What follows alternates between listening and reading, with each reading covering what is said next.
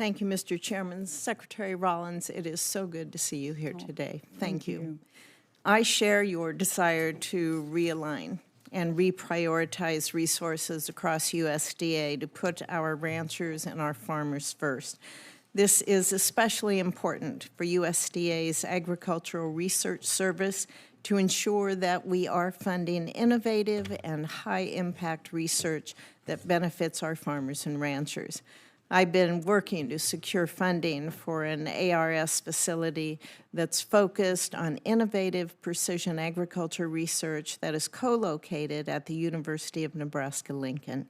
And I look forward to continuing to work with you on that facility to ensure we can have high-impact, high-priority research taking place there. You have also talked about having more USDA's workforce located closer to the people that they serve. And while no official announcements have been made, I think this would be a great step. And I know Nebraska would be a great location to relocate parts of USDA, like the Ag Research Service, giving our proximity to a number of strong land-grant institutions, lower cost of living, and strong existing relationship with the agency at the facilities I mentioned beforehand.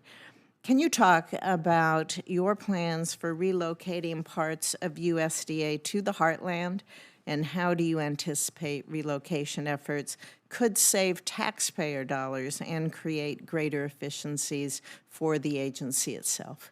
We are very close. I'll say in the coming weeks, you will hear a lot more about these plans. And I'm so grateful because I've gotten a lot of feedback from you and from others about potential locations around the country.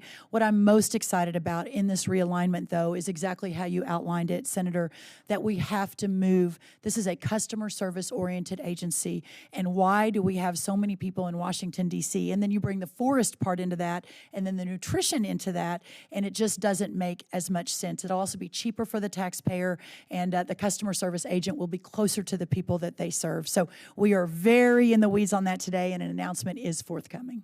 I appreciated your comments to Senator Moran about the FSA and keeping those local offices open. I am very well aware in rural communities across my state how important it is that farmers have that in-person access. And while we may be using technology in many areas, there still, I think, at this point in time needs to be that face-to-face contact. So, I agree. So thank you for that as well. In Nebraska, we are also so proud of the work that's being done at USDA's Meat Animal Research Center at Clay Center. That is a strong relationship that the center has with our livestock producers in the state. Last month, both Nebraska cattlemen and Nebraska pork producers talked to me about how they valued the research that's being done there.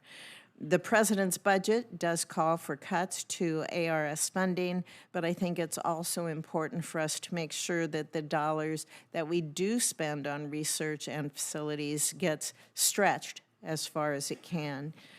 Due to overregulation, you've touched on that in some of your answers, a lot of burdensome contracting requirements out there, simple maintenance and upkeep costs end up costing sometimes 3 to 4 times more than they should.